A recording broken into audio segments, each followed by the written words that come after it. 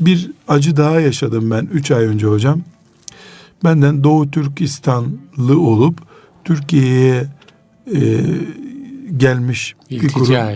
İltica eden de vardı içinde de. Yani bir sebeple Türkiye'ye gelmişler, evet. Ticari bir sebeple. Randevu istediler, görüştük. Çok güzel Türkçe konuşuyor. Türkiye'de ticareti var. Ekibin başındaki kişi. Biz sizinle iki şey konuşacağız dediler. Birincisi, biz 30 milyona yakın Müslümanız. Bizdeki zulümleri az çok biliyorsunuz.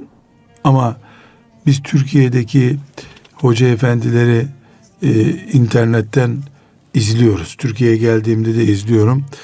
100 kere Filistin diyor hocalar da bir kere Doğu Türkistan demiyorsunuz. Biz kardeş değil miyiz? Evet. Hatta bir tanesi arkadaşına dedi, o bana tercüme etti. Söyler misiniz diyor hocaya. Filistin'e mi gitmemiz lazım bizim de anılmamız için, kürsülerde dua için? Yani Filistin'deki kardeşlerimiz... Hiç olmazsa duada unutmayın bizi.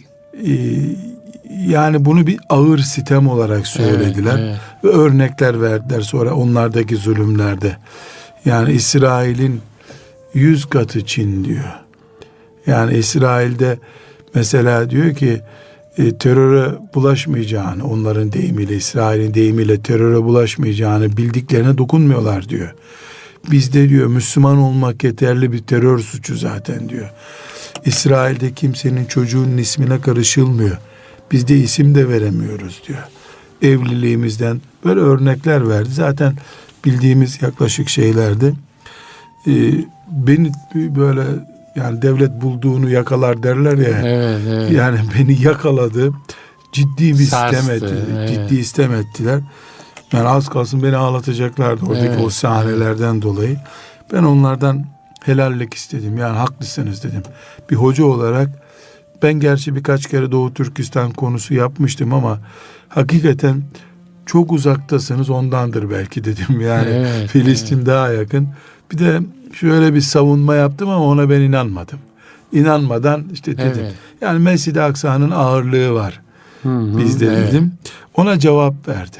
Evet. Dedi ki Mescid-i Aksa demiyorsunuz, Filistin diyorsunuz dedi. Evet. Filistinli değerli dedi, görünüyor dedi. Sonra da düzeltme yaptı. Dedi ki yani Filistin'i biz basit görmüyoruz, ondan değil. İyi biz, ki bunu da demiş yani.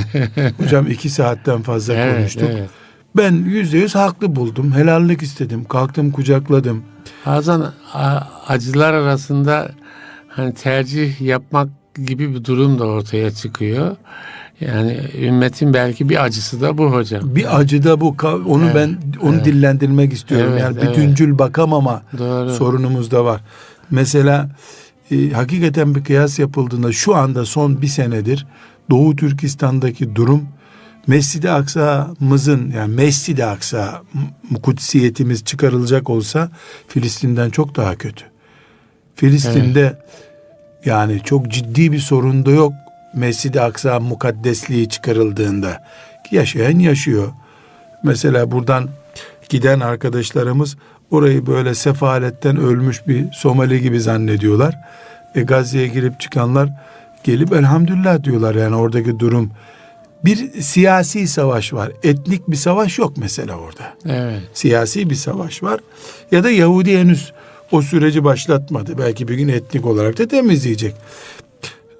Çok ciddi bir şekilde bir eksiklik bu. Bundan da kimse Filistin'deki acıyı küçümsediğimiz manası çıkarmaz yani. Ya Mescid-i Aksa bizim kıblemiz olduğu sürece orada bir sivrisineğin bile eziyet görmesine tahammülümüz olamaz. Evet. Yani o ayrı bir konu. Evet. Ama orada da bir facia var. O facia nedir? Yani sel her yeri götürüyor. Biz kendi gözümüzün değdiği yeri sadece sel götürüyor diyoruz. Öbür tarafta da canlar gidiyor. Evet. Yani film konusu bile olsa Doğu Türkistan'daki vakalar bir filmde bile izlenemeyecek kadar vahşi. Meselemiz Doğu Türkistan'da değil sadece.